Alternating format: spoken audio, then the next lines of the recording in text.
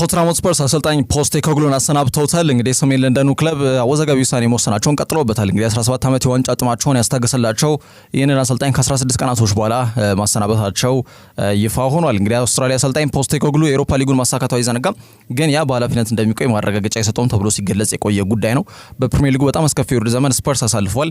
21 ጨዋታዎችን ተሸንፈው በ38 ነጥብ 17ኛ ደረጃ ላይ ተቀምጠው ነው የውድድር ዘመናቸውን ያጠናቀቁት። አውስትራሊያ አሰልጣኝ በሚሄድበት ክለብ ሁሉ እንግዲህ በሁለተኛ ዓመቴ ዋንጫ አሳካለው ብለው ተናግረው እንደነበር አይዘነጋም። ባሳለፍነው ዓመት መስከረም ወር ላይ ነበር ይህንን ንግግር የተናገሩት። ቃልን በተግባር በመዋል ይህንን ከዋንጫ የራቀ ክለብ ከዋንጫ ጋር አስታርቀውታል። ከዩሮፓ ሊግ ድል በኋላ በለንደን ጎዳናዎች እንግዲህ የቶተንሃም ሆትስፐርስ ባስ ፓራድ ወይም ደግሞ የደስታ አገላለጽ ላይ አብዛኛው ተከታታይ ፊልም ሶስተኛው ምዕራፍ ከሁለተኛው ምዕራፍ የተሻለ አጓጊ ነው ሲሉ ደግሞ ሌላ አስገራሚ ቃል ተናግረው ነበር። ያው ማለት በሶስተኛው ዓመቴ ብቆይ አሁን ደግሞ የተሻለ ነገር ለዚህ ክለብ ውስጥ አሳያለሁ የሚል መልእክት እንደሆነ ግልጽ ጉዳይ ነው። ግን ይህንን ቃል በተግባር ያውሉታሉ የሚለው ጉዳይ እንግዲህ በሚጠበቅበት ሰዓት ላይ ክለቡ ፕሬዚዳንት ዳንኤል ሌቪ አማካኝነት እንግዲህ ከአሰልጣኝነት መሰናበታቸው ይፋ ሆኗል። ብዙዎችን ያስገረመ ውሳኔ ነው። አሰልጣኝ ፖስቴኮግሉ በዚህ ዓመት ማነው በዚህ ክለብ የነበረው በአጠቃላይ ቆይታ 2 ዓመት ቆይቷል። ሰሜን ለንደን ላይ የማይረሳ ጥሩ ጊዜ ታሪክ የሰሩበት መሆኑና በአጠቃላይ በጣም አስደናቂ ቆይታ እንደነበራቸው መግለጽ ክለቡ መልካም ነገር እንዲገጥመው ተመኝቷል። የክለቡ ተጫዋቾች ግን ከአሰልጣኛቸው ጋር ካላቸው ቀረቤታ አንጻር ውሳኔው ብዙም አልጣማቸውም። አንዳንዶቹ በንዴትም አልፎም ብስጭት የተቀላቀለበትን ሀሳብ በመሰንዘር በማህበራዊ ትስስር ገጽ ላይ እንዲሁ መልእክታቸውን እያሰፈሩ ይገኛሉ። ለአብነት ያህል ጄምስ ማዲሰን ይጠቀሳል። ከዛ ውጪ አምበሉ ሶን ግሜንን ጨምሮ ሌላው የቡድኑ ሁለተኛ አምበል ኩቲ ሮሜሮ፣ ክርስቲያን ሮሜሮ ማለት ነው ከብዙ በጥቂቱ ይጠቀሳሉ። በተለይ ፖስቴኮግሉን የተሰናበቱና በተለይ በውሳኔው በጣም ማዘናቸው እንዲሁ መደንገጣቸውና መናደዳቸውን ከገለጹ ተጫዋቾች መካከል ስማቸው ይጠቀሳል ማለት ነው። የዚህ ክለብ ታይሚንግ ግን በጣም ትልቅ ጥያቄ ይነሳበታል። ማለት አሰልጣኝ ራሱ የሚያሰናበትበት ሰዓት ማለት ምን ከግምት ውስጥ እየከተተ ነው የሚለው በጣም ትልቅ ጥያቄ ነው። ከዚህ እግር ኳስ ክለብ ጋር በተያያዘ እንደሚታወቀው አንቶኒዮ ኮንቴ ከድረ ጨዋታ ጋዜጣዊ መግለጫ ጋር በተያያዘ እኔ አሸናፊ አሰልጣኝ ነኝ፣ እዚህ ቡድን ውስጥ እንዳለ አስተዳደሩ ራሱ በጣም ችግር ያለበት ነው፣ ለማሸነፍ ከኮምፎርት ዞን ከምቾት ቀጠናቸው መውጣት አይፈልጉም ብሎ በተናገረ ማግስት ነበር ያሰናበቱት። ከዛ ውጪ የበፊት አሰልጣኞቻቸውን ስንመለከት ማውሪሲዮ ፖቼቲኖ ከወራቶች በኋላ ነው የተሰናበቱ። እንደምናስታውሰው 2019 የአውሮፓ ሻምፒየንስ ሊግ ፋይናል የፍጻሜ ጨዋታ ላይ እንዲቀርቡ አድርሷቸዋል። ስፐርሶችን በሊቨርፑል ነበር የተሸነፉት እንደሚታወሰው። ከዛ በኋላ ግን ምናልባት እንደው በዛው መንገድ ቀጥሎ እንኳን ዋንጫ ለማሳካት ጥረት ያደርጋል ብሎ አላመኑበትም። ለአውሮፓ ሻምፒየንስ ሊግ የፍጻሜ ጨዋታ ካደረሳቸው ከወራቶች በኋላ አዚፍ በጣም ዋንጫ እንደለመደ አይነት ቡድን ሆኖ ማለት ነው ፖቼቲኖ እንዳሰናበቱ ይታወቃል። ከዛ ውጪ ጆዜ ሞሪኒዮ እንዲሁ በ2021 የሊግ ካፕ ወይም ደግሞ ካራቦ ካፕ ማለት ነው እየተባለ የሚጠራው ይህንን የውድድር ምዕራፍ ላይ ለፍጻሜ መብቃታቸው ከተረጋገጠ በኋላ እንግዲህ ጆዜ ለፍጻሜ ላይ በጣም ጥሩ አቅም ካላቸው አሰልጣኞች ተርታ ይሰለፋሉ። 6 ቀን እየቀራቸው የፍጻሜ ጨዋታ ዌምብሌይ ላይ ሊያደርጉ ማለት ነው 6 ቀን እየቀራቸው እንደተሰናበቱ ይታወቃል በቶተንሃም ሆትስፐርስ። አሁን ደግሞ ፖስቴኮግሉን የክለቡን የ17 ዓመት የዋንጫ ጥያቄ ከመለሱ ከ16 ቀናቶች ማሰናበታቸው ተሰምቷልና ይሄ ክለቡ በዚህ በጣም አወዛጋቢ ውሳኔው በተለይ አሁን ከሰሞነኛው ከፖስቴኮግሉ ጋር በተያያዘ ዋጋ ይከፍልበታል ወይ የሚለው ጉዳይ በቀጣይ የሚታይ ይሆናል። ከዛ ውጪ አርሰናል ስፔናዊን ግብ ጠባቂ ኬፓ አሪዛባላጋን ለማስፈረም እንቅስቃሴ ጀምሯል ተብሏል። እንግዲህ ዮሃን ጋርሻም በባርሴሎና የተነጠቁ የሚመስሉት መድፈኞቹ ፊታቸው ወደ ሌላው ስፔናዊ ግብ ጠባቂ ኬፓ አዙሯል። እንደሚታወቀው ስፔናዊ ግብ ጠባቂ ዴቪድ ራያ የቡድኑ ቁልፉና ቋሚው ግብ ጠባቂ ነው። ያንን ፊርማውን ካስቀመጠበት ጊዜ አንስቶ በተደጋጋሚ እያየን እንገኛለን። አሰልጣኝ ሚኬል አርቴታ ግብ ጠባቂው ሜዳ ላይ የሚፈልገው ነገር ነው በተደጋጋሚ ያደርግለት። ከዛ አንፃር ተመራጭ ግብ ጠባቂ ሪያ ነው። ግን አስተማማኝ ተተኪና ፉክክር ሊሰጠው የሚችል እንዲሁም ደግሞ ሪያ በጉዳትም ሆነ በቅጣት ምክንያት በማይሰለፍባቸው ጊዜያቶች ላይ ቦታው ክፍተት እንዳይኖርበት በማድረግ ሂደት ላይ ትልቅ ሚና ሊወጣ የሚችልና እምነት የሚጣልበት ግብ ጠባቂ ማስፈረም ይፈልጋል። ያው አንድ ክለብ ውስጥ ያለ ዜግነቱ የትኛውም ይሁን ፈረንሳይ ከሆነ ፈረንሳይን ተጫዋቾች፣ ኔዘርላንዳዊ ከሆነ ኔዘርላንዳውያን ተጫዋቾች፣ ስፔናዊ አሰልጣኝ ከሆነ ደግሞ ስፔናውያን ተጫዋቾችን የማስፈረም ፍላጎት ይኖራል። ምክንያቱም ቋንቋ ትልቁ ቤሪየር ነው።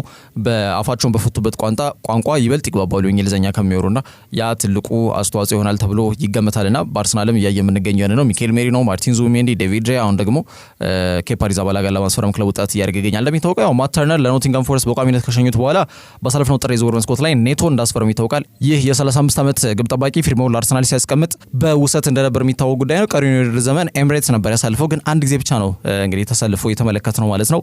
እሱም በሻምፒየንስ ሊግ እንግዲህ ከሂሮና ጋር ባደረጉት ከሜዳቸው ውጭ ያደረጉት ላይ ተሰልፎ ተጫውቶ ነበር። ስለዚህ አርሰናል ተመራጭና ጥሩ ግብ ጠባቂ በቋሚነት የኬፓ ተፎካካሪና ማነው የሪያ ተፎካካሪና የሱን አቅም ሊፈትን የሚችል ጥሩ ግብ ጠባቂ ተቀያሪ ወንበር ላይ ለማስፈረም ጥረት እያደረጉ ይገኛሉ። ተጫዋቹ የዓለማችን ውዱ ግብ ጠባቂ ሳቢ ወጥቶበት ቼልሲን የተቀላቀለ ተጫዋች ነው። ኬፓ የጠበቀበትን ያክል በምዕራብ ለንደን መንቀሳቀስ አልቻለም። ያለፉትን 2 ዓመታት ደግሞ በውሰት በተለያዩ ክለቦች እየተንከራተተ ይገኛል። ካቻምና ሪያል ማድሪድ ቤት ሻምፒየንስ ሊግን አሳክቷል። ይህን ዓመት ደግሞ በበርንማውዝ ቋሚ ግብ ጠባቂነት እንግዲህ እየተሰለፈ ተመልክተናል። በፕሪሚየር ሊጉ በአንዶኒ ኢራዮላ ስር ማለት ነው። ተጫዋቹ አሁንም ንብረትነቱ የቼልሲ ነው። የምዕራብ ለንደኑ ክለብ ራሳቸው እንግዲህ የግብ ጠባቂ ፍተት እንዳለባቸው ይታወቃል። በግልጽ የቁጥር ሳይሆን ጥራት ያለው አስተማማኝ እንዲሁም ደግሞ ጥሩ አቅም ያለው ግብ ጠባቂ የላቸውም። ያንን ተከትሎ ፊታቸውን ወደ ፈረንሳዩ ብሔራዊ ቡድን ግብ ጠባቂ ሆኖ ወደ ማይክ ሜኒዮ ማዞራቸው የሚታወቅ ጉዳይ ነው። ታዲያ የሚኬል አርቴታው ቡድን በቼልሲ እንደማይፈለግ የተነገረውን ተጫዋች ለማስፈረም ንግግሮችን በይፋ ጀምሯል ተብሏል። ኬፓ በቼልሲ የሚያቆየው የመጨረሻ ኮንትራቱ ላይ ነው የሚገኘው። 5 ሚሊዮን ዩሮ የውል ማፍረሻ ያለው። ስለዚህ መድፈኞቹ የፕሪሚየር ሊግ ልምድን ያለውን ተጫዋች ለማስፈረም ንግግሮች መጀመራቸውን ስካይ ስፖርት በዘገባው ላይ አመላክቷል። ከዛ ውጪ ራያን ቼርኪ የማንቸስተር ሲቲ ሶስተኛው የክረምት የዝውውር መስኮት ግዢ እንደሚሆን ምናልባት በተረጋገጠ ደረጃ ሊገለጽ ከጫፍ የደረሰ ዝውውር ስለመሆኑ እየተገለጸ ይገኛል። ቲጃኒ ሬንደርስ የመጀመሪያው ፈራሚ ነው።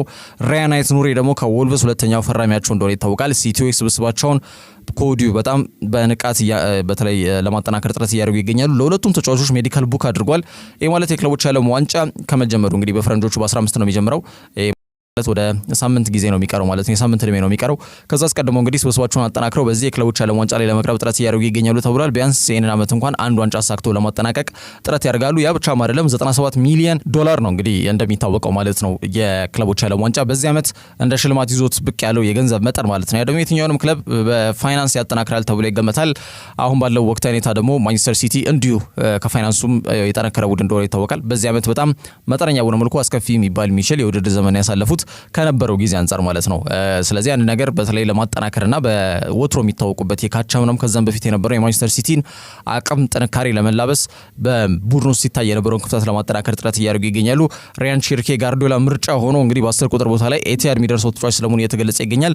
ተጫዋቹ ዋጋውን እንዲሁም ጨምሯል። እውነቱን ለመናገር በዚህ በኔሽንስ ሊግ የግማሽ ፍጻሜ ጨዋታ ላይ የዲዴ ዴሾ በጣም ይሄ ጭፍግግ ያለ ያጮት ፍልስፍናና መንገድ እንዲሁም ደግሞ የተጫዋችን ጥራት ያለመለየት አባዚያቸው ዋጋ አስከፍሏቸዋል። ሌሎች በተለይ እንደ ማይክል ኦሊሴ አይነት ተጫዋቾችን ያለ ቦታቸው 10 ቁጥር ላይ ከማጫወት ራያን ቼርኪን በተፈጥሮ ቦታ ላይ ቢያስገቡት ኖሮ ጨዋታው ላይ ልዩነቶችን መፍጠር እንደሚችል ተጫዋቹ ተቀይሮ ከገባ በኋላ ያስቆጠራት አስደናቂ ጎልና ለራንዳል ኮሎሙዋኒ አመቻችቶ ያቀበላት አስደናቂ ኳስ አመላካሽ ነጥቦች ናቸውና ራያን ቼርኪ በጣም ልዩነት ፈጣሪ እንቅስቃሴ የሚያሳይ ተጫዋች ነው። ገና 21 ዓመቱ ነው። 10 ጎል አስቆጥሮ 18 ኳስ አመቻችቶ አቀብሏል። ቴክኒካል አቅሙ በጣም ላቅ ያለ ተጫዋች ነው። አስደናቂ የእይታ ክህሎቶች፣ በርካታ የእግር ኳስ ቤተሰቡ የሚደነቅ አቅም ያለው ተጫዋች ነው ራያን ቼርኪ እንደሚታወቀው በስፔን መርሃ ግብር ላይ እንግዲህ በተለይ እየተመሩ ከ4-0 ወደ 5-4 የመጡበት አጋጣሚ እናስታውሳለን በኔሽንስ ሊግ ከሰሞኑ ማለት ነውና በግማሽ ፍጻሜ ጨዋታ ላይ ተጫዋቹ ተቀይሮ ገብቶ የነበረው ኢምፓክት በጣም ላቅ ያለ ነውና ትልቅ በሆነ መልኩ የዲዴ ዴሾ ጥያቄ ሲነሳበት ሾው እንደነበር ይታወቃል ከዚህ ተጫዋች ጋር በተያያዘ ማለት ነው። አሁን ባለው ወቅት ሁኔታ ይህንን ተጫዋች በ10 ቁጥር ሚና ላይ እንደሚታወቀው ኬቪን ዲ ብራይን ቶት ሜዶን ቦታ ቲጃኒ ሬንደርስ ይሸፍናል ተብሎ ይገመታል። ይህን ተጫዋች በጣም ልዩነት ፈጣሪ እንቅስቃሴ ሲያደርግ የነበረ ተጫዋች ነው። እንደምናስታውሰው በጀርመኑ የአውሮፓ ዋንጫ ላይ በጣም አመርቂ እንቅስቃሴ ሲያሳዩ ከነበሩ ተጫዋቾች መካከል ቲጃኒ ሬንደርስ አንዱ ነበር ለኔዘርላንድስ ብሔራዊ ቡድን ማለት ነው። መዳረሻው ኤቲያድ ሆኗል። አሁን ደግሞ ራያን ቼርኪ የፈረንሳይ ሊጋ ምርጥ ድሪብለር ተብሎ ሽልማቱን ከኤደን ሃዛርድ የወሰደው መዳረሻው ኤቲያድ ይመስላል። በማህበራዊ ትስስር ገጹ ላይ በተለይ ከስፔን ሽንፈት በኋላ ማለት ነው ያው ለጥቂት ተሸንፈናል፣ በተለይ ለፈረንሳይ ብሔራዊ ቡድን ውጤቱ ደጋፊዎቻችንን የሚመጥን አይደለም፣ ለዚህ ይቅርታ እንጠይቃለን፣ አሻሽለን እንቀርባለን በቀጣይ ጊዜ ብሎ ማህበራዊ ትስስር ገጹ ላይ ለጥፎ ነበር። ያ ልጥፍ ከ2200 በላይ ሀሳቦች ሰፍረውበታል። ከዛ መካከል ታዋቂው ዲጄ በኪነ ጥበቡ ላይ በዓለም አቀፍ ደረጃ ይታወቃል ዲጄ ስኔክ የፓሪስ ሰን ጀርሜን ደጋፊ እንደሆነ ይታወቃልና በተለይ ዘ ፕራይስ ዌንት አፕ ብሎ እንግዲህ ማንቸስተር ሲቲን ሜንሽን አድርጓል። ማለት ለራያን ቼርኪ ዋጋውን ከፍ ብሏል የሚል መልእክት ነበር ያሰፈረው ወይ ጽሁፍ ነበር ያሰፈረው ወይም ኮሜንት ነው የጻፈው። ያንን ኮሜንት ደግሞ ራያን ቼርኪ ላይክ ማድረጉ ተጫዋቹ በይፋ የማንቸስተር ሲቲ ተጫዋች መሆኑ የማይቀር ጉዳይ ስለመሆኑ አመላካሽ ነጥብ ነው ተብሎ እየተወሰደ ይገኛል። በአጠቃላይ ቼርኪ ክለቡ እንደሚለቅ በተረጋገጠ ደረጃ ሲገለጽ የቆየ ጉዳይ ነው። ዋጋው ብዙም የተገነነ ወጪ አይደለም እየጠየቀ የሚገኘው ከዚህ ተጫዋች ማለት ነው። ያም ባርጌን ያደርጓል። ይህ ማለት በትልቅ ወጪ ሳይወጣ ግን ደግሞ በጣም ጥሩ አቅም ያለውን ተጫዋች በእጃቸው እንዲያስገቡ ያስችላቸዋልና ቼርኪ የማንቸስተር ሲቲ ሶስተኛው ፈራሚ መሆኑ የማይቀር ጉዳይ ነውና በቀጣይ ሳምንት ይህም ዝውውር የሚከናወንበት እድል ሰፊ ስለመሆኑ እየተገለጸ ይገኛል። ከዛ ውጭ አርሰናል ሞርጋን ሮጀርስ ላይ ያላቸው ፍላጎት አጠናክረው ቀርበዋል ተብሏል። አስቶን ቪላ በጣም ትልቅ የፒኤስአር ስጋት የተፈጠረበት ክለብ እንደሆነ ይታወቃል። የፈረንጆቹ የያዝነው ሰኔ ወር እስኪጠናቀቅ ድረስ ቁልፍ የሚባል አንድ ተጫዋች መሸኘት ግድ ይላቸዋል። እንዲሁም ደግሞ ዳጎስ ያለ ገቢን ወደ ካዝናቸው ማስገባት ከህጉ ጋር ተጣጥመው መገኘት መቻል እንዲኖርባቸው የሚያስገድድ ነጥብ ከመሆኑ ጋር በተያያዘ እንግዲህ ማንን ተጫዋቹን ለሽያጭ ያቀርባሉ ይጠበቃል። መድፈኞቹ ስማቸው ከሮድሪጎ ከኒኮ ዊሊያምስ ጋር ረዘም ላለ ጊዜ መቆየቱ አይዘነጋም። ኒኮ ዊሊያምስ ከፍተኛ ሳምንታዊ ደሞዝ ነው እየጠየቀ የሚገኘው። ስለዚህ ሙሉ ለሙሉ ፊታቸውን ወደ ሮድሪጎ በማዞር በተለይ ደግሞ ሪያል ማድሪድ ተጫዋቹን ይለቀዋል ወይ የሚለውን ጉዳይ እየተጠባበቁ ይገኛሉ የሚሉ መረጃዎች ናቸው እየወጡ የሚገኙት። ይህ በእንዲህ እንዳለ አስቶን ቪላ ላይ ደግሞ ያው የአጥቂ አማካይ መስመር ተጫዋች ነው ሞርጋን ሮጀርስ በጣም ሰው ክለቦቹ ሊፈልጉታል። እንደሚታወቀው ከበድ ያለ ዝውውር ይመስላል፣ ግን አርሰናል ተጫዋቹን በእጃቸው ለማስገባት ዝግጁ ሆነው ይገኛሉ ተብሎ የተገለጸ ነው የሚገኘው። ተጫዋቹን ዝውውሩን ለማከናወን ወደ ትልቅ ክለብ ለማቅናት ፍላጎት አለው ሲል ፉትቦል ትራንስፈርስም ዘግቧል። ሊቨርፑል ይፈልገዋል፣ አርሰናል ይፈልገዋል፣ ከተጫዋቹ ወኪሎች ጋር ተነጋግረዋል። ግን ደግሞ እንደሚታወቀው ሊቨርፑል ቅድሚያ የሚሰጠው ለፍሎሪያን ቪርትስ ነው። ይህንንም ዝውውር በ130 ሚሊዮን ዩሮ ከጥቅማ ጥቅም ጋር በመጨመር ማለት ነው ተጫዋቹን ለማስፈረም እጅግ በጣም ተቃርቧል ተብሎ የተገለጸ ይገኛል። በቀጣይ ሳምንት ይህም ዝውውር መረጋገጡ የማይቀር ጉዳይ ነው ተብሎ ነው እየተገለጸ የሚገኘው እና ይህንን ዝውውር ግን ማክሮን የማይችሉ ከሆነ ብቻ ነው እንግዲህ ፊታቸውን ወደ ሮጀርስ የሚያዞሩት። ግን የቬርትስ ጉዳይ መስመር የያዘ ይመስላልና ተጫዋቹ ቀጣይ ሳምንትም ይፋ ይደረጋል ተብሎ ነው የሚገለጸው። በጣም ታማኒነት በሚጣልባቸው የዝውውር ጉዳዮች ላይ ትኩረት በሚሰሩ ጋዜጠኞች ሳይቀር ይሄ ማረጋገጫ የተሰጠበት ጉዳይ ነው። ወደ ሮጀርስ እናቀና። ሮጀርስ የኡናይ ኤመሪ ፕሮጀክት ቁልፍ ሰው ነው። የቀድሞ የማንቸስተር ሲቲ አካዳሚ ፍሬ ውጤትም ነው። በፕሪሚየር ሊጉ ዘንድሮ 33 ጊዜ ተሰልፎ ተጫውቷል። 8 ጎል አስቆጥሮ 8 ኳስ አመቻችቶ አቀብሏል። በኤፍኤ ካፕ 5 ጨዋታ እንዲሁ 2 ጎል አስቆጥሮ 1 ኳስ አመቻችቶ አቀብሏል። በሻምፒየንስ ሊግ በ12 ጨዋታ 4 ጎል አስቆጥሮ 2 ኳስ አመቻችቶ አቀብሏል። ከዛ መካከል ሴልቲክ ላይ ሃትሪክ መስራት የቻለ ተጫዋች እንደነበር እናስታውሳለን። በአጠቃላይ ሞርጋን ሮጀርስ በአጭር ጊዜ ወደ ትልቅ ምዕራፍ የተሸጋገረው ተጫዋች ነው። ወጥነት ባለው መልኩ አቋሙ ሳይወዥቅ መቀጠሉ ብቻም ሳይሆን ሁለገብነት እንዲሁም የበሰለ ውሳኔን ይወስናል። በዚህ ለጋ ዕድሜው ማለት ነው። ፍጥነት አለው፣ ጉልበት አለው፣ ፕሮግሬሲቭ ኬሪስና ድሪብሊንግ አይታማም። ኳስን ወደፊት ይዞ ሳይነጠቅ ረዘም ያለ የሜዳ ክፍሉ ማካለል የሚችል ተጫዋች ነው። ያ ደግሞ ለየት ያሉ ክህሎቶች ናቸውና አስቶን ቪሎች ተጫዋቹን የመሸጥ ምንም አይነት ፍላጎት የላቸውም። ፔሰር ግን ይይዛቸዋል። ትርፋማነትና ይዘት ክፍል ሊያስገድዳቸው እንደሚችል ነው የተገለጸ የሚገኘው። ተጫዋቹ በአሁኑ ሰዓት ወደ 106 ሚሊዮን ዩሮ ወይም ወደ 75 ሚሊዮን ፓውንድ ገደማ የሚገመት ተጫዋች ነውና ከሚኬል አርቴታም ሆነ ከአንቸሎቲ ያጫወት ፍልስፍናና ዕቅድ ጋር ተጣጥሞ መሄድ የሚችል አይነት ተጫዋች ነው። ባለው ወቅት ሁኔታ መድፉ ቤት አምበሉ እንዲሁም ደግሞ ቁጥር 10 ቁጥር ቦታ ላይ የሚጫወተው ማርቲን ኦዴጋርድ ወትሮ የነበረውን የቡድን የማጥቃት እንቅስቃሴ በክፍተቶች መካከል የግብ ዕድሎችን መፍጠር እየተሳነው በጣም የተመጠነ እንቅስቃሴ እያሳየ ይገኛል። አንዳንድ ምንጮች ተጫዋቹ ሜዳ ላይ አቋሙ መዋዠቁና የአምበልነት ሚናው ደካማ መሆኑ ደግሞ በስፋት እየተተቸ ይገኛል። በተለይ ተጫዋቹን የሚተቹት የአርሰናል ደጋፊዎች ቁጥራቸው ቀላል አልነበረም በዚህ ዓመት ነው ለመናገር። በአጠቃላይ ባለፉት 5 ዓመታት የሚኬል አርቴታ ፕሮጀክት ዋንጫ እንዳያሳካ እንቅፋት ከሆኑ ጉዳዮች መካከል አንዱ የስብስቡ ጥልቀትና ጥራት መመናመን ነውና ያንን ለመቅረፍ ያሰበ ዝውውር መስኮት ያሳልፋሉ ተብሎ ይገመታል። እርግጥ አሁን ባለው ወቅት ሁኔታ ከዙቢሜንዲ በዘለለ ምንም ድርድር የለም ማለት ዝውውሮችን አልጨረሱም፣ ግን ድርድሮች አሉ። ቤንያሚን ሼስኮም ለዚህ ማሳያ ጉዳይ ነው። እስከ ቀጣይ ሳምንት ድረስ ሊቀጥል የሚችል ድርድሮች ያደርጋሉ ተብሎ የተገለጸ ይገኛል ከዚህ ተጫዋች ጋር በተያያዘ ማለት ነው። ስለዚህ አሁን ባለው ወቅት ሁኔታ ሞርጋን ሮጀርስን እንግዲህ ለማስፈረም ክለቡ ዝግጁ ሆኖ ይገኛል ተብሎ ነው እየተገለጸ የሚገኘው። ምናልባትም ከፔሰር ቀደም የጠቀስኩት ጁን 30 አሁን ያለነው 7 ነው። ምናልባት ይሄ የያዝነው የፈረንጆቹ ሰኔ ወር እስኪጠናቀቅ ድረስ አንድ ቁልፍ ተጫዋች መሸጥ አለባቸው ተብሏል። አስቶን ቪላዎች እንግዲህ ከ10 ቀን በኋላ ይፋዊ የክረምት የዝውውር መስኮት ይከፈታል።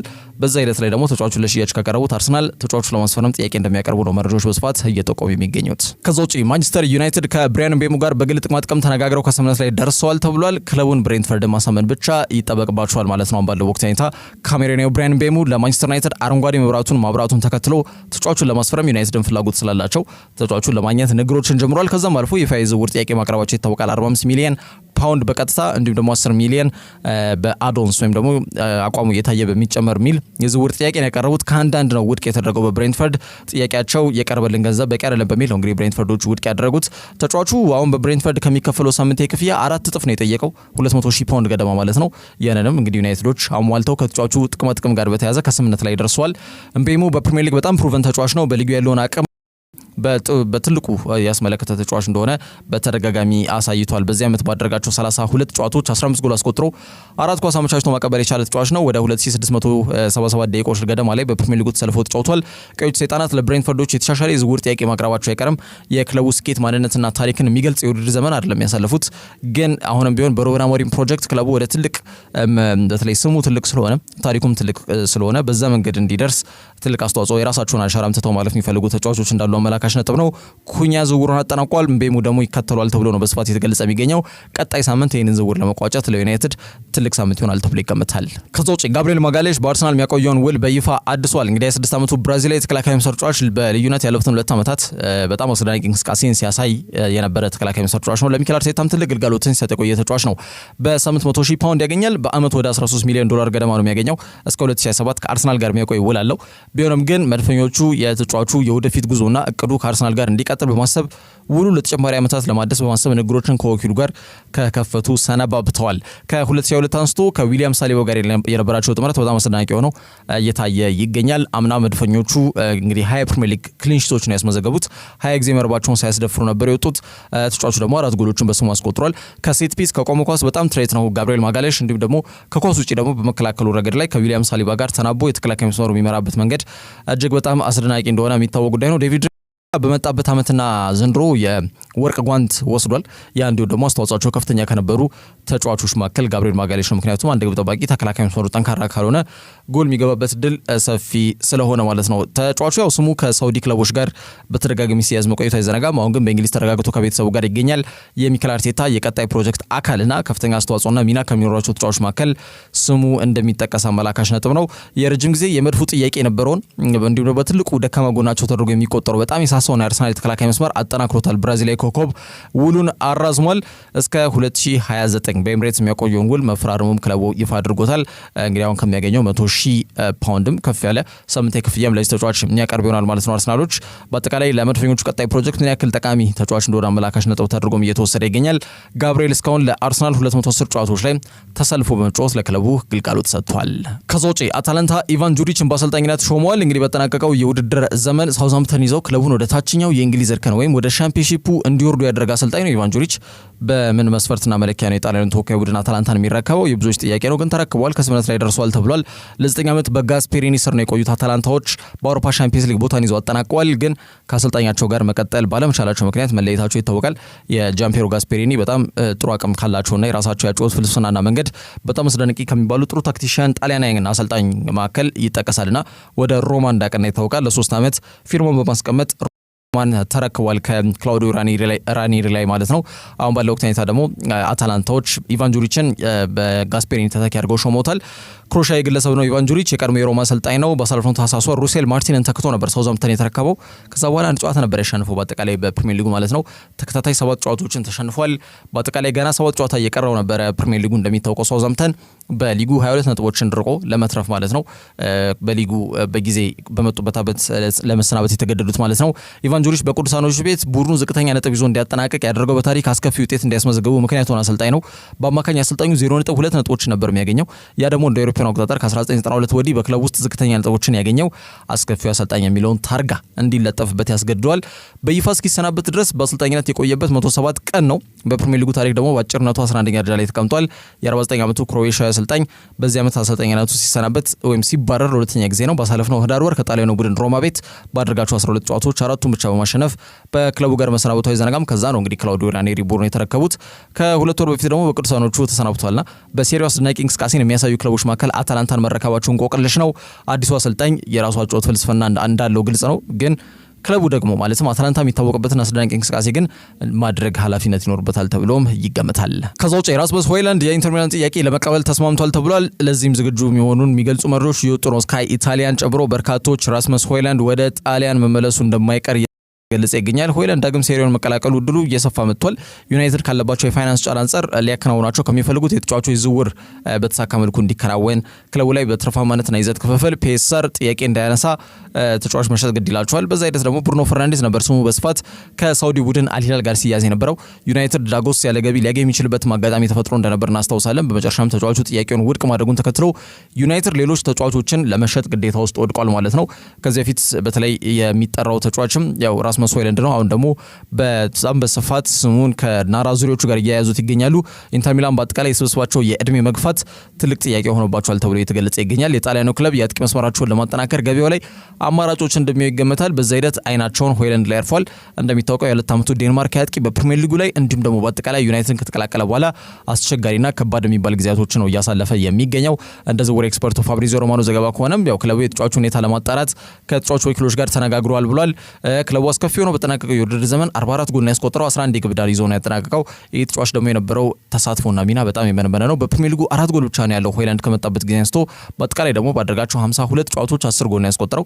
በ2023 ወደ 72 ሚሊዮን ፓውንድ ነው ወጪ የተደረገበት። በጣም ትልቅ ለውጦችን ያደርጋል። የቡድኑ የማጥቃት እንቅስቃሴ ይለውጣል፣ ያሻሽላል ተብሎ ታምኖበት ነበረ ሆይላንድ የመጣው። ግን የጠበቀበትን ያክል መንቀሳቀስ አልቻለም። በርካታ ምንጮችም የተጫዋቹን የኦልድ ትራፎርድ ቆይታ ወደ ማብቂያው እየተቃረበ እንደሚገኝ እየገለጹ ይገኛሉ። ስትሬትፎርድ ኤንድ እየተባለ የሚጠራው ደጋፊዎች መጡበት የማንቸስተር ዩናይትድ ቦታ በጣም ዳይሃርድ የሚባሉ ወይም ደግሞ በጣም ለክለቡ የሚቆረቆሩ ደጋፊዎች የሚቀመጡበት ቦታ ነውና በጣም ትልቅ ጩኸት የሚያሰሙ ደጋፊዎች ናቸው። እነዚህ ደጋፊዎች ብዙ ትግስት የሌላቸው ለአጥቂ መስመር ተጫዋችና ለተከላካይ መስመር ተጫዋች እንደሆነ ይታወቃል። በጎል ድርቅ ደግሞ ክፉኛ እየተመታ የሚገኘው የዴንማርክ አጥቂ በሩበን አሞሪም ስር ወጥነት በሆነ መልኩ ኳስና መረብን ለማገናኘት እየተቸገረ የሚገኘው ተጫዋች ነው። ይለፋል፣ ከተከላካዮች ጋር ይታገላል። ግን የዩናይትድ ደጋፊዎች የሚፈልጉት አይነት ጨራሽ አጥቂ መሆን አልቻለም። ነጩ ሉካኩ የሚል ቅጥያ ስም እስኪወጣለት ድረስ ወጥነት ያለው እንቅስቃሴ ማሳየት ከተሳናቸው ተጫዋቾች መካከል ሆይላንድ ይጠቀሳል። ተጫዋቹ በጋስፔሪኒ ስር በአታላንታ ቤት ጥሩ እንቅስቃሴ ሲያደርግ ነበር። እንደ ጁቬንቱስ፣ ናፖሊ አይነት ቡድኖችም ተጫዋቹን ለማስፈረም ፍላጎት ሲያሳዩ መቆየታቸው አይዘነጋም። አሁን ደግሞ የአምና የስኩዴቶ ሻምፒዮኖቹና የዘንድሮ የአውሮፓ ሻምፒየንስ ሊግ የፍጻሜ ተፋላሚዎች ኢንተር ሚላኖች ተጫዋቹን ለማግኘት ተቃርበዋል ተብሏል። ሩበን አሞሪም በተቻለ መጠን ተጫዋቹን የመሰለፍ ዕድል አልነፈጉትም። በራሳቸው ያጫወት መንገድ ጋር ተጣጥሞ እንዲሄድ ለማድረግ ጥረት አድርገዋል፣ ግን ሊሆን አልቻለም። ሆይላንድ የ9 ቁጥር ሚናውን በሚገባ መወጣት እየተቸገረ ይገኛልና ቀጣይ ዓመት ለውጥ ይኖራቸዋል ተብሎ ከሚጠበቁ ጉዳዮች መካከል የዩናይትድ የ9 ቁጥር የአጥቂ መስመር እንደሆነ በስፋት ሲገለጽ ቆይተዋል። ሌላው በዝውውር መስኮቱ ትልቅ ሰርፕራይዝ ብቅ ሊል እንደሚችል ሲገመት ነበር። እንደተገመተውም ዩናይትዶች በዝውውር መስኮቱ በንቃት በመንቀሳቀስ ኩኛን ዝውውር ቋጭተዋል ከወልቭስ። አሁን ደግሞ ብራያን ቤሞን በጣም ከጫፍ ደርሷል። ተጫዋቹን ወደ ዩናይትድ ማቅናት እንደሚፈልግ መነገሩን ተከትሎ ግምቱ እውነት እንዳዘለ ማሳያ ነው። ወይም ደግሞ የተጫዋቹ ሁለተኛው የዩናይትድ ግዢ መሆኑ የማይቀር ጉዳይ ነው። ይህ በእንዲህ እንዳለ ራስመስ ሆይላንድ ቦታውን አስጠብቆ በቀጣይ ዓመት የሚሰለፍበትን እድል ያገኛል ማለት እጅግ በጣም ከእውነት የራቀ ሀሳብ ነው የሚሆነው። አሁን ባለው ሁኔታ እንደሚታወቀው ናራዙሪዎቹ ማለት ነው አዲስ አሰልጣኝ ሾሟል። ፋብሪያስን ለመቅጠር ነበረ ፍላጎት የነበራቸው፣ ግን ሴስ ፋብሪያስ በኮሞ ቆይቷል። ስለዚህ አዲሱን አሰልጣኝ በተለይ ደግሞ የጣሊያን ሴሪያ ቤት ፓርማ ቤት ቆይታ ያደረገውን ክሪስቲያን ቺቡን እንግዲህ በይፋ ሾሟል። እስከ 2027 ክለቡን የሚረከብ ይሆናል ማለት ነው። ቺቡ ደግሞ ያው የራስመስ ሆይላንድ አድናቂ ነው። ስለዚህ ተጫዋቹን እንዲፈርም ይፈልጋል ብሏል። እንግዲህ የቀድሞ የፓርማ አሰልጣኝ ማለት ነው። በአጠቃላይ ራስመስ ሆይላንድ ይሄ ዴንማርክ አጥቂ ገና እድሜው ለጋ ነው፣ 22 ዓመቱ ላይ ነው የሚገኘው። በእግር ኳስ ህይወቱን መስመር ለማስያዝ ረጅም ጊዜ ያለው እድል አለው። የቀድሞ አቅሙን ደግሞ መልሶ ለማግኘት ወደ ጣሊያን መመለስ መፍትሄው መሆኑን እሱም አምኖበታል ተብሏልና በዚህም የኢንተር ሚላን ጥያቄ ለመቀበል ዝግጁ ነው ሲል ስካይ ኢታሊያ ዘግቧል። ከዛ ውጪ አርሰናል ቤንያሚን ሼስኮን ለማስፈረም አሁንም ድርድርና ንግግሮች ላይ እንደሚገኙ ተገልጿል። ሼስኮና አርሰናል አምና በዚህ ሰዓት አንስቶ ስማቸው በጥብስ ሲያዝ ቆይቷል። ስሎቬኒያዊው የ21 ዓመቱ ቁመቱ መለሉና በጣም ግዙፍ አጥቂ መሰርጫው ሼስኮ ካምናው በቀጠለ ጥሩ የሚባል የውድድር ጊዜን በግሉ እያሳለፈ ይገኛል። 21 አልኩኝ ዓመቱን ከጥቂት ቀናቶች በፊት 22 ዓመቱን ይዟል። ስለዚህ 22 ዓመቱ እየተባለ ነው መጠራት ያለበት። አምና ተጫዋቹን ለማስፈረም መድፈኞቹ ከጫፍ ደርሰው ውሉ ለአንድ ዓመት በማራዘሙ እስከ 2029 በሬድ ቡል አሪና የሚያቆየውን ውል የፈረመው ሼስኮ እንግዲህ ክለቡን ከአንድ ዓመት በኋላ እንደሚለቅ እየተረጋገጠ ነው የሚገኘው። ከክለቡ የቅድመ ውድድር ዝግጅቶች ውጪ ተደርጓል ተጫዋቹ ማለት ክለቡ እንደሚለቅ ማሳያ ጉዳይ ነው። አርቢ ላይፕዚግ ቀጣይ ዓመት የሻምፒየንስ ሊግ ቦታን ይዞ ማጠናቀቅ አልቻሉም። አሰልጣኛቸው ማርኮ ሮዘን ቀደም ብሎ አሰናብተዋል። ስለዚህ ለሼስኮ የሚቀርቡ የዝውውር ጥያቄዎችን ክለቡ እንደሚቀበል ማሳወቁን ተከትሎ አርሰናል በድጋሚ ከተጫዋች ጋር ስማቸው ሲያዝ መቆየቱ የሚታወቅ ጉዳይ ነው። ከክለቡ ጋር ንግግሮችን ጀምሯል። ይህንንም የስካይ ጀርመኒው ጋዜጠኛ ፍሎሪያን ፕሌተንበርግ ማረጋገጫ የሰጠበት ጉዳይ ነው። አሁንም ግን በሁለቱ ክለቦች መካከል ድርድሩ እንደቀጠለ እንደሚገኝ ነው መረጃዎች የሚጠቁሙት። ተጫዋቹ ባሳለፍነው ክረምት ከዛም ደግሞ ባሳለፍነው ጥር ተጫዋቹን ለማስፈረም ሙከራ አድርጓል። አርሰናሎች ለሶስተኛ ጊዜ በዚህ ክረምት ተጫዋቹን ለማስፈረም እየተንቀሳቀሱ ይገኛሉ። በሚኬል አርቴታ ፕሮጀክት ምቹ ይሆናል ተብሎ የሚታሰበው ሼስኮ በክለቡ በጣም በጥብቅ ነው የሚፈለገው። ከተጫዋቹ ወኪልና ከክለቡ ጋር ንግሮች ጥሩ መልክ እያዙ ይገኛሉ ተብሏል። አሁን ባለው ወቅት ሁኔታ ተጫዋቹ ክለቡን በክረምቱ እንደሚለቅ ማረጋገጫ የተሰጠበት ጉዳይ ነው። ተጫዋቹን ለማስፈረም የውል ማፍረሻ ሪሊዝ ክሎዙ ወደ 100 ሚሊዮን ዩሮ አይደለም እንደወረደ እየተጠየቀ የሚገኘው። ከዚህ አነስ ያለ ውጪ ግን መድፈኞች ሊጠየቁ ይችላሉ። ሼስኮ ቡንደስሊጋውን በዚህ ዓመት 31 ጊዜ ተሰልፎ ተጫውቶ 13 ጎል አስቆጥሮ 5 ኳስ አመቻችቶ ተቀብሏል። ሻምፒየንስ ሊግ ዴኤፍቢ ፖካል ላይ ደግሞ 4 ጎሎች አሉት። በጣም ረጅም ነው። የሜዳ ላይ ቅንጅት ያጫወት ምቹ ነው። ከሳጥን ውጪ ኳሶችን በግራም በቀኝ እግሩ አክሮ ይሞክራል። ብዙዎች ሃቨርትስ እኮ ነው በቃ እንደ ሃቨርትስ ነው የሚጫወተው። ሃቨርትስ ማለት ነው አሁን ጎል የሚያስቆጥር ተጫዋች ነው የሚያስፈልገን፣ ስለዚህ ጊዮኬሬሽ ነው መምጣት ያለበት በሚል የሚከራከሩ አሉ። ግን የአየር ላይ ኳስ አጠቃቀሙ እጅግ የላቀ ነው። በዛ ላይ ገና ተስፈኛ ወጣት ነው። እድሜው ከጥቂት ቀናት በፊት ነው ቀደም ብዬ እንዳልኩት 22 ዓመቱን ያከበረው። ስለዚህ የሁሉ ክህሎቶች በአሰልጣኝ ሚኬል አርቴታ ለፕሮጀክቱ ምቹ ብሎ የወሰደው ተጫዋች ስለመሆኑ መናገር ይቻላል። ድርድሮች እንደቀጠሉ ይገኛሉ። አርሰናል ተጫዋቹን ለማስፈረም እንዳምነው ብዙውን ጊዜያቸውን በድርድርና በንግግር ያሳልፋሉ ተብሎ አይገመትም። በቀጣይ ግን ንግግራቸውን አንድ ደረጃ በማሳደግ ምን አይነት እርምጃዎችን ይወስዳሉ የሚለው ጉዳይ ከአርሰናል እግር ኳስ ክለብ ጋር በተያዘ እንዲጠበቅ ያደርጓል። ከዛ ውጪ የምዕራብ ለንደኑ ክለብ ቼልሲ ለጂሚ ጊትንስ 60 ሚሊዮን ዩሮ ማቅረባቸው ተገልጿል። እንግዲህ የምዕራብ ለንደኑ ክለብ ለዚህ ተጫዋች ትልቅ ግምት ያላቸው ሲሆን ለወደፊትም ሊያተርፉበት የሚችሉበት በጣም ጥሩ አቅም ያለው ተጫዋች ስለመሆኑ በክለቡ አመራሮችም የታመነበት አይነት ተጫዋች ነው። ጂሚ ባዮኒ ጊትንስ ይባላል። የተጫዋች መዳረሻ የት ይሆናል? በጣም ከሚጠበቁ የዝውውር ዑደቶች መካከል ይጠቀሳል። በተለይ በዚህ ክረምት ምላሽም ያገኛል ተብሎ ይጠበቃል። ተጫዋቹ የበርካታ ክለቦችን አይንና ትኩረት የሳበ እንቅስቃሴ በቡንደስሊጋው እያሳየ ይገኛል። 21 ዓመቱ ላይ ነው የሚገኘው። በክንፍ ማጥቃት እንቅስቃሴ ላይ መሰረት አድርጎ ይጫወታል። የሲቲም አካዳሚ ፍሬ ውጤት ነው። እንዲሁም በቼልሲም አካዳሚ በሁለቱም አካዳሚዎች ተጫውቶ አልፏል። እንግዲህ የማን አካዳሚ ባለቤት ነው የሚለውን ለመናገር እንግዲህ አፍ ሞልቶ መናገር ትንሽ አስቸጋሪ ነው የሚሆነው። በሲቲም በቼልሲም አካዳሚ ተጫውቶ ያለፈ ተጫዋች ነው። ታዲያ ሁለቱም ክለቦች ማለትም አሁን ባለው ወቅት በተመሳሳይ ሰሜን ለንደኖቹ ክለብ አርሰናል ላይ ምዕራብ ለንደኑ ክለብ ቼልሲ ይህንን የክንፍ አጥቂ መስመር ተጫዋች ለማስፈረም እንዲሁም ደግሞ ያንን መስመራቸውን ለማጠናከር የተጫዋቹ ፈላጊ ሆኖ ብቅ ብሏል። እንግሊዛዊ ተጫዋች ዘንድሮ በቡንደስሊጋ ያለውን አቅም በሚገባ ሜዳ ላይ እያሳየ ይገኛል። በበርካታ ክለቦችም እንዲፈለግ እያስገደደ የሚገኝ አቅምና እንቅስቃሴ ሜዳ ላይ እያሳየ ይገኛል። በቡንደስሊጋው ዘንድሮ በተጫወተባቸው 30 ጨዋታዎች 8 ጎል አስቆጥሯል። 3 ኳስ ደግሞ አመቻችቶ ያቀበለበት አጋጣሚ አለ። ወደ 1777 ደቂቃዎችም ሜዳ ላይ ተሰልፎ የተጫወተ ተጫዋች ነው። በአርሰናል በኩል ቡካዮ ሳካ በጉዳት ምክንያት በማይሰለፍባቸው ወይም እረፍት በሚያደርግባቸው ጨዋታዎች ላይ የማጥቃት እንቅስቃሴያቸው እጅግ ይቀዛቀዛል ወይም ይመናመናል። ያን ነገር በተደጋጋሚ ተመልክተናል። መድፈኞቹም ያን ነገር በሚገባ ለመቅረፍ ተስፋ ያለውና የረጅም ጊዜ ግልጋሎት ሊሰጥ የሚችል ተጫዋች ማስፈረም እንደሚጠበቅባቸው ተረድተዋል ተብሏል። ሚኬል አርቴታ በአንድ ተጫዋች ላይ ብቻ እምነት ጥሎ መንቀሳቀስ በጣም ዋጋ አስከፋይ ጉዳይ እንደሆነ የተረዳበት የውድድር ዘመን ነው።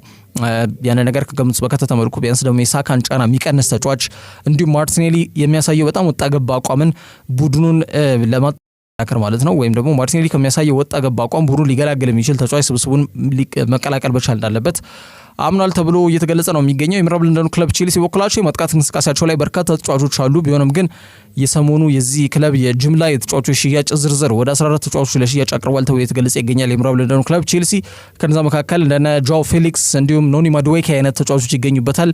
ክለቡ እርምጃ ሊወስድባቸው ለሽያጭ እንዳቀረባቸው የሚጠቁሙ መረጃዎች መውጣታቸውን ተከትሎ ጊትንስ ላይ ያላቸው ፍላጎት ተጠናክሯል ተብሏል።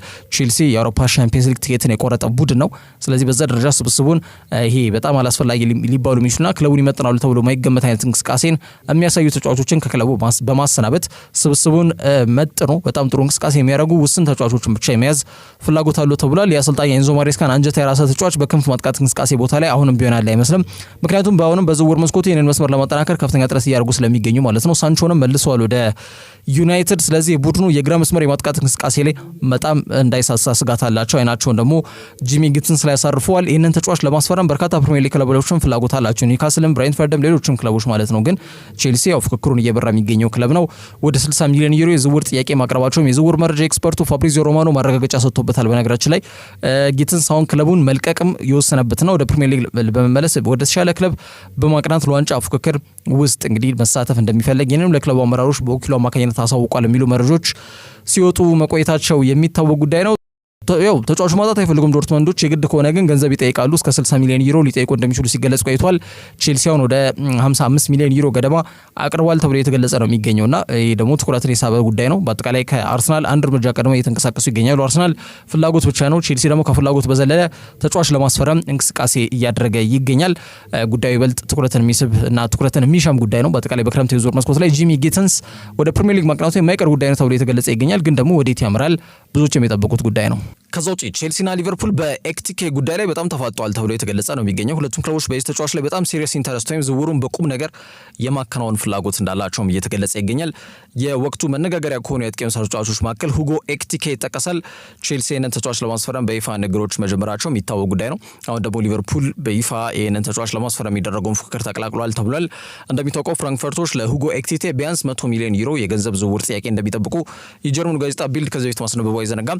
በጣም ትርፋማ ከሚባሉ በተጫዋቾች ሽያጭ ጋር በተያያዘ ማለት ነው ትርፋማ ከሚባሉ ክለቦች መካከል ፍራንክፈርት ይጠቀሳል። እንደው በዚህ 2-3-4 ዓመት እንኳን ብንጠቅስ እንደነ ራንዳል ኮሎሙዋኒን ጨምሮ ኦመር ማርሞሽ እንኳን ወደ ሲቲ ሲያቀና ሌሎች በርካታ ቁልፍ የሚባሉ ተጫዋቾችም ከዚህ ክለብ ሲሄዱ ሉካዮቪችን ጨምሮ ማለት ነው በጣም ዳጎስ ያለ ገቢ የሚያገኝ ክለብ ነው። አሁን ደግሞ በሁጎ ኤክቲኬም እንዲሁ ተመሳሳይ በሆነ መልኩ እጅግ በጣም ዳጎስ ያለ ገቢን ለማግኘት ከፍተኛ ድርድር እያደረጉ ይገኛሉ። ይህንንም የጀርመን ተረባቢ ጋዜጣ ቢልድ ማረጋገጫ ሰጥቶበታል።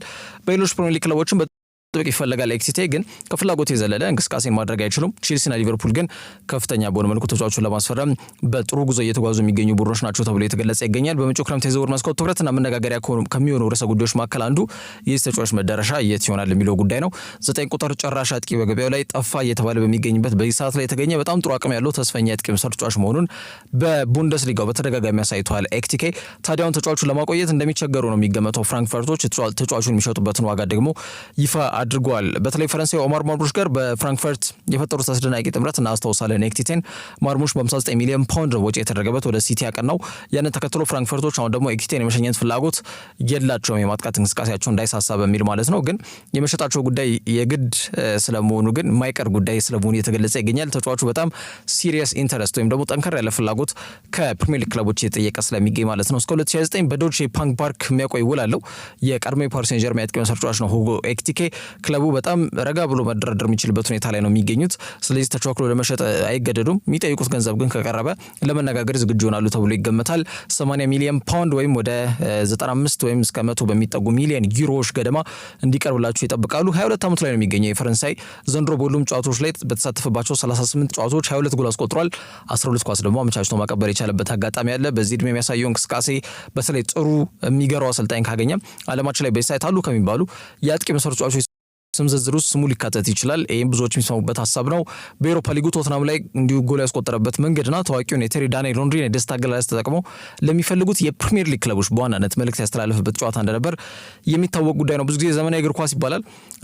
የዘመናዊ እግር ኳስ እንደ ድሮ አይደለም። ከግብ ጠባቂ ጀምሮ በቢልድ አፕ ፕሌይ ይጀምራል ይባላል። ዘመናዊ የዝውውር መስኮትም ሌላ መልክ ይዟል። በፊት እንደነበሩት አይነት የዝውውር መስኮቶች አይደለም አሁን እየተከናወኑ የሚገኙት። ተጫዋቾች ከዚህ በፊት ማቲያስ ኩኛ ያደረገውን ነገር ማየት በቂ ነው። ዘመናዊ የዝውውር መስኮት ማሳያ ጉዳይ ስለሚሆን ማለት ነው።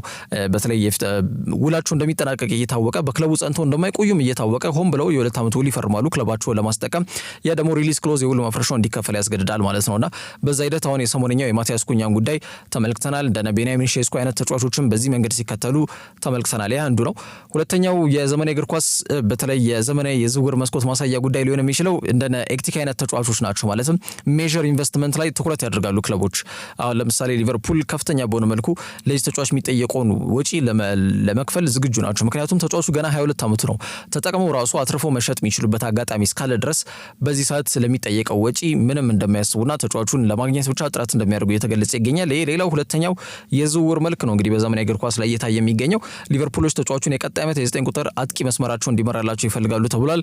የዳርዊን ኑኔዝ፣ የዲየጎ ጆታ የመቆየታቸው ሁኔታ በጣም አጠያቂና አጠራጣሪ ሁኔታ ውስጥ የገባ ጉዳይ ስለሆነ እንደሚታወቀው ያው ኢዛክን ነበር ማስፈረም ልጉት ግን ያው ኒውካስል ተሸንፈውም ቢሆን በሜዳቸው በኤቨርተን ማለት ነው የአውሮፓ ሻምፒዮንስ ሊግ ተሳታፊ መሆናቸውን ያረጋገጡበት አጋጣሚ ተፈጥሯልና ያንን ተከትሎ ፊታቸውን ወደ ኤኪቲኬ ለማዞር ተገዷል ማለት ነው። ምክንያቱም ያው ኢዛክ የሻምፒዮንስ ሊግ ተሳታፊ መሆኑ ካረጋገጠ ክለቡን ለመልቀቅ ፈቃደኛም ላይሆንም ይችላል ማለት ምንም የሚያጣው ነገር ስለሌለ ማለት ነው። ሻምፒዮንስ ሊግ እግር ኳስ ነው የሚፈልገው። ያን ነገር ክለቡ አመቻችቶለታል። ክለቡ ደግሞ ተጫዋቹ መልቀቅ አይፈልግም። ስለዚህ የኢዛክ ዝውውር ትንሽ አስቸጋሪ ይሆናል ማለት ነው ባለው ወቅት ሁኔታ። ሊቨርፑል በጣም ሜጀር ኢንቨስትመንት ላይ ትኩረት እያደረጉ ነው። 22 ዓመቱን ቪርትስን ከሌቨርኩሰን ለማስፈረም በንግግር ላይ ናቸው። አሁን ደግሞ የ22 ዓመቱን ኤኪቲኬንም ለማስፈረም ንግሮች ጀምሯል።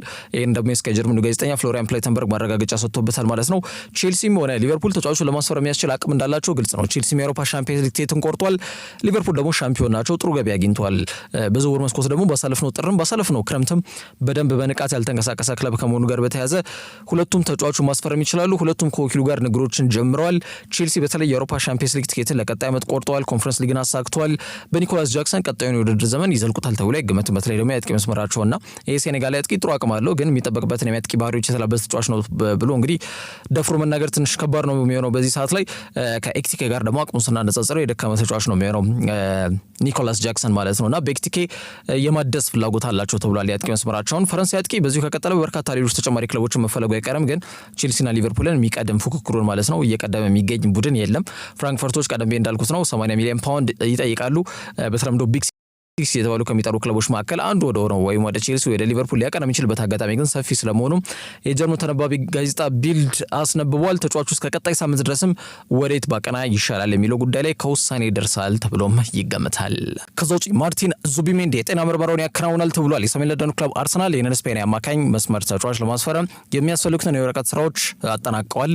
እንግዲህ የወቅቱ መነጋገሪያ ተጫዋች ነው። በ6 ቁጥር ቦታ ላይ ዓለማችን ላይ ካሉ ቁልፍ ከሚባሉ ተጫዋቾች መካከል ኳስ በማስጣል ኳስ በመንጠቅ ትክክለኛ የ6 ቁጥር ሚናን ከሚወጡ ተጫዋቾች መካከል አንዱና ዋነኛው ዙቢሜንዲ ነው። ፊርማውን ለመድፈኞቹ ማስቀመጡ የማይቀር ጉዳይ ነው። የጤና ምርመራውን ለማድረግም ወደ ለንደን እያመራ እንደሚገኝ ቢቢሲ ስፖርት ዘግቧል። ለተጫዋቹ አርሰናል የውል ማፍረሻውን ማለትም 51 ሚሊዮን ፓውንድ የሚከፍሉ ይሆናል። ሚኬል አርቴታ ለ2 ዓመት ገደማ ሲመኙ የነበረው ዝውውር ከዚህ በኋላ የሚስተጓጎልበት እድል በጣም ጠባብ ነው። ሁለቱ የሳን ሰባስቲያን ተወላጅ ግለሰቦች ኤምሬትስ ላይ እንደሚጣመሩ በስፋት የተገለጸ ይገኛል። ተጫዋቹ ወደ ለንደን እንደሚያቀና ቢቢሲ ማረጋገጫ ሰጥቷል። እንግዲህ የጤና ምርመራውን ለማከናወን ማለት ነው። የዝውውር እየተጠናቀቀ ነው። የሚኬል አርቴታ አርቴታ ትረስ ዘ ፕሮሰስ ፕሮጀክት 6ኛ ዓመቱ ላይ ነው የሚገኘው። የክለቡ ደጋፊዎች ቀደም ብዬ መግቢያ ላይ እንዳነሳሁት ዋንጫ በጣም እየጠበቁ ነው። አሰልጣኙ ያን ነገር ለማበርከት እንደ ዙቢሜንዲ አይነት በጣም ቁልፍና ወሳኝ ሚና ያላቸውን ተጫዋቾች ማስፈረም ግድ ይሏል። ተጫዋቹ ከሜዳ ውጭ የጠየቃቸው መስፈርቶችም ተሟልቷል። በአጠቃላይ 51 ሚሊዮን ፓውንድ ሪሊዝ ክሎዝ ነው። የውል ማፍረሻውን አርሰናል እንደወረደ የሚከፍሉ ይሆናል ለሪያል ሶሲዳድ ተብሏል። ተጫዋቹ ለማስፈረም ማድሪድ፣ ሲቲ፣ ሊቨርፑል ከፍተኛ ጥረት አድርጓል። ተጫዋቹ የሚኬል አርቴታን ፕሮጀክት ተቀብሏል። እንዲሁም ጓደኛውና የብሔራዊ ቡድን አጋሮቹ ሚኬል ሜሪኖ ከዚ ውጭ ግብ ጠባቂው ዴቪድ ራያን ማንሳት ይቻላል። ከአርሰናል ጋር የተለያየው ኬረን ቲርኒ ጋርም ተጫውቷል። ቲርኒ በውሰት አምና ሶሲዳድ ቤት አሳልፎ ነበር። ከማርቲን ኦዴጋርድ ጋርም አብረው ተጫውቷል። የመጀመሪያ ስማቸው ተመሳሳይ ነው ማርቲን። በሪያል ሶሲዳድ ቤት በነበረው ቆይታ ኦዴጋርድ ማለት ነው ከዙቢሜንዲ ጋር አብሮ የመጫወት እድል ነበረው። ስለዚህ ሰሜን ለንደን አርሰናል ውስጥ ተጫዋቹ እንግዳ ሳይሆን ያው ቤተኛ በቀላሉ የሚላመድ ተጫዋቹ ይሆናል ተብሎ ነው የሚገመተው። በተጫዋቹ ጉዳይ ተስፋ የቆረጡት ሲቲዎች ኒኮ ጎንዛሌዝን አስፈርመዋል። ሊቨርፑልም አዲስ አማካይ ተጫዋች ለማስፈረም ገበያውን እያማተሩ ነው የሚገኙት። ግራቨንበርግ ቀጣይ ዓመት የ6 ቁጥር ሚናን ይሰጧል ተብሎ ነው የሚገመተው። ምክንያቱም ፍሎረን ቪርትስን ካስፈረሙ ያው ቪርትስ የ10 ቁጥር ሚናን ይወስዳል። ማካሊስተር እና ግራቨንበርግ ደግሞ እየተቀያየሩ እንግዲህ 6 ቁጥርን ቦታን ይዛሉ ተብሎ ነው የሚገመተው ማለት ነው። በአጠቃላይ 6 ዓመቱ ስፔናዊ አማካኝ መስመር ተጫዋች ማርቲን ዙቢሜንዲ በተጠናቀቀው የውድድር ዘመን ኳስ በጣም በማስጣል ሂደት ላይ እንዲሁም ደግሞ የሪያል ሶሲዳድ የተከላካይ መስመር ተጫዋቾች ላይ ጫና እንዳይኖር በማድረግ ሂደት ላይ ከኳስ ውጪ በተለይ የተጫዋቹ ሚና በጣም አይተክ የሚባል ነው። ለኢማኑኤል አልጓሲል ቡድን ከጨዋታ ነገር ሲወጣ የቆየ ተጫዋች ነው። እንደሚታወቀው በአርሰናል እግር ኳስ ክለብ ውስጥ እንደነ ዴክላን ራይስ አይነት ተጫዋቾች በማጥቃት እንቅስቃሴ ላይ በንቃት እንዲሳተፉና የቡድን የማጥቃት እንቅስቃሴ እንዲያግዙ ከኋላ ያለውን ነገር ማሰብ የለባቸውም። በተለይ ዴክላን ራይስ ከፒኤስጂ ጋር በነበረው የመጀመሪያ ዙር ጨዋታ ላይ በጣም ሲንከራተት የነበረው ተጫዋች ዴክላን ራይስ ነበር። 2-3 ኢንስትራክሽኖች ወይም ደግሞ መመሪያዎችን ሲወስድ የነበረ ተጫዋች ስለነበረው ቡድን ያግዛል። ከዛ ደግሞ ተመልሶ መከላከል ነበረበትና ያንን የቤት ስራውን ሊወጣ የሚችል አንድ ተጫዋች ቢኖር የዴክላን ራይስ ቁጥራዊ መረጃዎች ላቅ ያሉ ናቸው። በተለይ አምና ተጫዋቹ 7 ጎል አስቆጥሮ 8 ኳስ አመቻችቶ አቀብሏል። ዴክላን ራይስ በ8 ቁጥር ወይም ከሳጥን እስከ ሳጥን ቦክስ ቱ ቦክስ ምንለው የጨዋታ እንቅስቃሴና ሚና የሜዳ ሚና ሲሰጠው በነጻነት የቡድን የማጥቃት እንቅስቃሴ ያግዛልና ዙቢሜንዲ መኖር ከፍተኛ ሚና ይኖረዋል ተብሎ ይገመታል። ለዛም ነው አርሰናል ተጫዋቹን በጣም በጥብቅ ሲፈልገው የነበረው። የ26 ዓመቱ ኳስ አስጣይ እንግዲህ ዙቢሜንዲ የጤና ምርመራውን በተሳካ መልኩ ልክ እንዳለፈ ክለቡ ደግሞ በይፋ ዝውውሩን ማከናወናቸውን ያሳውቃሉ ተብሎ ይገመታል። ለዛሬ ዘላች ስፖርት የበረጆች እነዚህን ይመስላሉ። ያላችሁበት ጥሩ ጊዜ